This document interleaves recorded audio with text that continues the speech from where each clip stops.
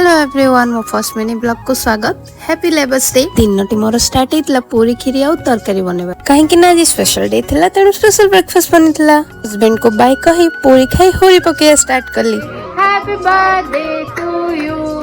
तो special day टा होची आज थिला नणंदेई को जन्मदिन। केक काटिलु ऑनलाइन और ऑफलाइन फैमिली मानन को सहित मिसिकी। एठी नणंद नणंदेई को देइथिले गोटे बहुत सुंदर गिफ्ट जोटा कि खरा दिन पई बहुत दरकारी। तो आपण माने मते कहिबे को गिफ्ट से देइथिले।